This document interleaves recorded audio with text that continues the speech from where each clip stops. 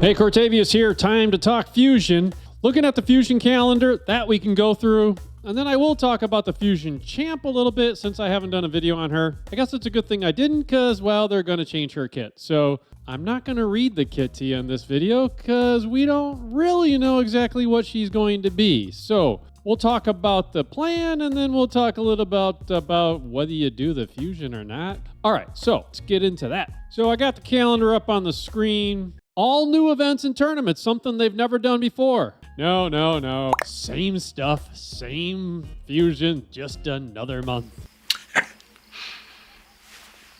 You got me. Nothing really exciting here. It's all the same things we always see, but you know, usually what I do is I do pull this thing up and I do just look for where are there synergies and where do I want to start. What they didn't do is they started Gear Hunters off on day one and they used to wait for Dungeon Divers to day two, so you just kind of sit around. But so we do have Dungeon Divers or Gear Hunters 1. We've got Gear Hunters 2 down here on the Heroes Path because that's going to be a Gear Hunters and Shards. And we got Gear Hunters 3. So 3 of those energy draining grinding things. And then things to grind your energy with. You got Champ Training, which starts off right the first day. Of course, by the time you see this video, it'll be day 2. And we've got Ice Golems running along that as well. So you've got Ice Golems and Champ Training to be able to do on Gear Event 1. And then Spiders will be running while Heroes Path is running. So you can just use grinding you do in that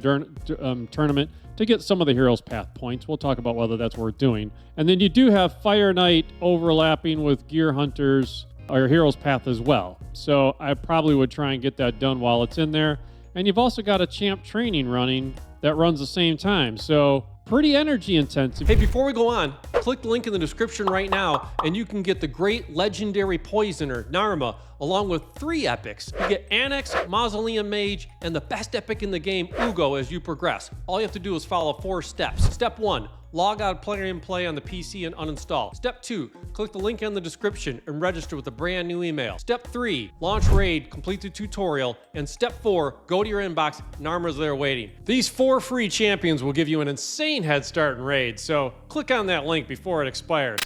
So you got to get Spiders knocked off early, but then Champ Training will run and then Fire Knight will run. So really, you got 3 different dungeons to do. You know, it depends on how you do your Champ Training. If you're doing it through the campaign, that's a lot of Dungeon Divers points. So if I do all 3 of these, I typically max out a Dungeon Gear Hunter. So it's in a Heroes Path. Will I be able to max out a Heroes Path? No way. But will I be able to get enough fragments? Maybe. So I guess we'll have to see how expensive these are and what else they offer. And then with the, so I'm sorry, I circled the gear enhancement there. And just like that, I changed that to Gear Hunters. So those are your 3 Gear Hunters. And then for that 3rd Gear Hunters, then you've got the Dragon Tournament running during that time frame. But really, is that it?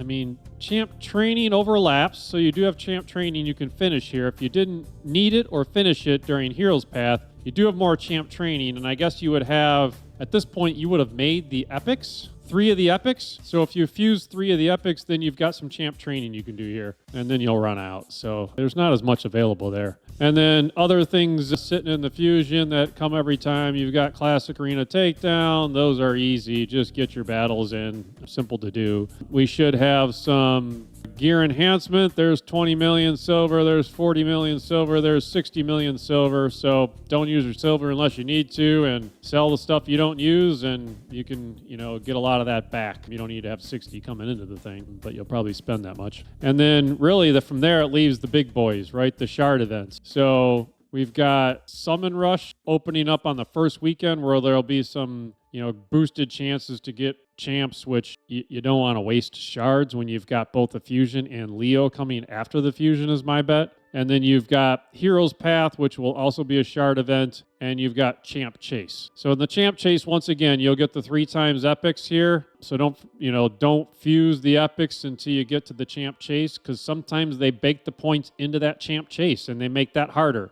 Other times it doesn't feel like they do, and those points help. You know, it's just It's just tough to know. So you can't though, because you can get a void epics, you can get 1,000 points out of this. So you got to save them. So with 3 epics out of here, and this will be a 2 times on shards. I think Ancients is up next, but that's usually Ancients or Voids. Either one of those are great to do champ chases with. I just don't like doing Sacreds, but that was the last one, so I can't imagine they're doing Sacreds to us again. So it's probably got to be Ancients or Voids, which makes that a doable 3 epics, and you get champs. So I'll probably see how good the summon rush is, but eyeing up the fact that you can get 25 points here, 25 points out of the champ chase. I mean, they've set this thing up. I'm in the way here. But set this up that there are 450 points, but the extra 50 are in the hero's path. So you have to pull. I mean, you don't have a choice here. You've either got to do the summon rush, the champ chase, and get 25 out of the hero's path to get to 400. I mean, you can't skip any of those unless you go for the green 50 points in the hero's path. So if you just want to get 400 fragments to get the 4 epics, you have to do the summon rush 25, the champ chase 25, and get 25 out of the hero's path. Yeah, that pretty much sucks. I mean, usually these extra hero paths are a chance to get an epic if it's a traditional fusion. Yeah, or a classic fusion where they make you get all the rares, tournament epics. They usually give you a chance to get an epic down here. They're only giving you a chance to get a quarter epic if you just do the bear 25, and you have to do it. Now, if you go for the green 50, that might be 2 25s, that might be 150. We don't know. If it's a 25 or a 50, then you can skip the summon rush and just plan to get 50 of the 75 here. That means you're pulling shards, and you're probably, okay, I am going to do champ training, spiders, and fire knights. So there's a lot of dungeons you can do here. But we don't know if the dungeon divers points here or the gear hunters points are going to be crap, or if they're going to make it reasonable. I just don't know. So it's the usual fusion calendar with the I don't knows on how much values will be. But this one feels different because they're making you do all 3, or choose if you want to skip the summon rush off the bat, and then you're going to get to this hero's path and find out it's trash or it's great. We just don't know. So it's a gamble. So nothing really else there. It is what I'll say traditional hunters, dungeons, classic arenas, gear enhancements. The only wrinkle, I think the wrinkle in this one is the shard events. 3 of them there, and the only way you skip one of them is if you're going all, hog wild into this middle one, hero's path here, and you're going to go for glory. Now, interestingly, you can, if you do the whole hero's path, get all the 75 points, you can skip both the champ chase and the summon rush, but recognize you're going to get the 3 epics here anyway. So that champ chase, you're going to get a chunk just by getting the epics. So you're maybe not as motivated for that. So we'll have to see how those points break. I know I'll do a video on the hero's path when I get to it. I tend to do my pulls late because I'll max everything I can by running the energy and getting the 3 things I got to do anyway. So once again, you can't skip anything unless you go get the green 50, which would allow you to skip 2 events, or if this is 2 sets of 25, you could skip 1 and then do everything else but 1. So personally, I think I'm going to end up skipping the summon rush because it allows me to save my shards. I have a ton of them on both accounts. But my point would be just pulling on a progressive, I think, is crap odds. So why waste my shards on crap odds when if I use them in the hero's path, I'm probably going to get something, whether it's the points and I didn't get any worse off,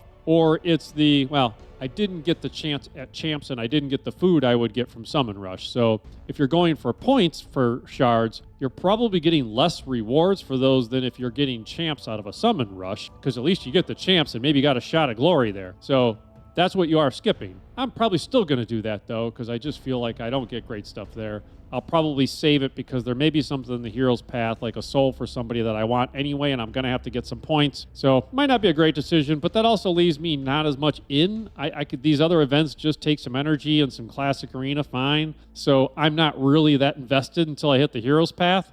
And when the hero's path launches, I can decide, do I finish the fusion or do I say screw this thing and I end? So I think that's my approach. Now let's talk for a second about the champ herself. So I'm not going to read the kit to you. I'm sure you've seen it. If not, you can read it. I'll even put it on the screen so you can read it while it's up there. But she's got a whole like power of 3s thing going on. She hits hard. She's got cool things to her kit. but it's complicated. So the fear with her is that to really maximize the kit, she's got to be manually used, or at least using her on auto is going to be more complicated. And with a lot of these being when it's divisible by 3, or there's buffs, enemies with buffs that's divisible by 3, or it's her third turn, or it's a turn of hers that's a turn number that's divisible by 3 on these two parts of the kit. Well, how do I know on auto what number of turns she has? And it's her turns, by the way, not turns of everybody else. So it's her third turn. So there's a lot of complicated mechanics to her that make her an interesting champ for, in PvP live arena, that's fine because I'm probably manualing anywhere. And in PvP, she's supposed to be really good. So that's helpful. I mean, because I guess maybe you manual anyway. But in PvE, that's less exciting. Now, she's doing crazy stuff in PvE on the content creators' videos. They've already said they're going to nerf her. So as shown on the screen there, this was in Smiley TK's announcements, but they've already basically shown that, hey, regarding her damage potential, she was meant to be powerful PvP. Her ability to do high-level bosses was not intentional. The team's currently working on changes in her kit that should bring her PvE performance in line with initial design. We will share more details in the upcoming changes once we have them. So she's going to get nerfed. So the PvE crazy stuff you've seen in content creator videos, ignore that. She's not going to be doing that. So their objective would be to make her still as strong as she was in PvP, but not crazy in PvE. So she's going to be a PvP champ, is my bet, when they're done with her. What that means, we don't know. So once again, why would I read you a kit that we don't know what it's going to be? So, I mean, there's been rumors about her A1 being adjusted not to be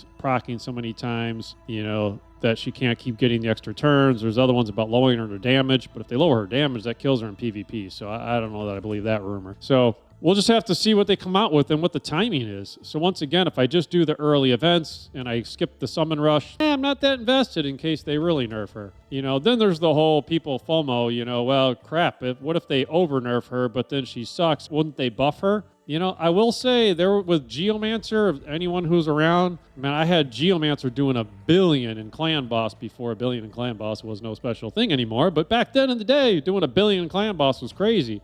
And Geomancer, the Epic, did 1 billion. So, that was because they fixed him. Then they realized when they fixed him, they broke him. So they fixed him again. And then he was horrible. And then everybody got pissed. So they said, hey, that wasn't our intent. So they buffed him. So he was through round. So I would not be surprised if they fix her, but they screw her up, that they would fix her again. Now, does she end up being fantastic? We don't know. So I assume when they're done with her, she'll just be good in PvP, but she won't be great in PvE. Yeah. So do you need a PvP damage dealer who's got a whole bunch of quirky stuff to her?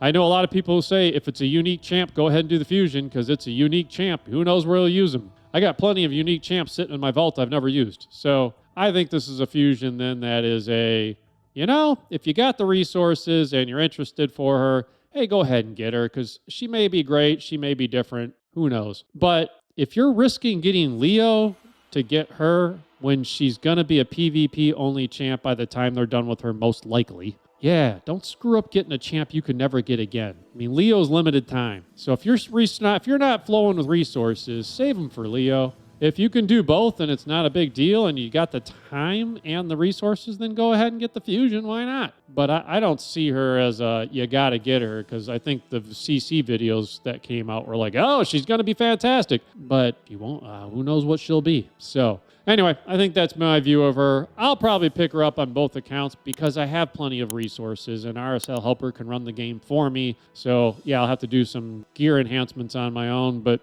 the game can, RSL Helper can do most of the work. So I might as well pick her up because I have the resources. I can see people skipping and not losing sleep over it. All right. Hey, that's it. Hope it was helpful. If it was, please like and subscribe and have a fantastic day.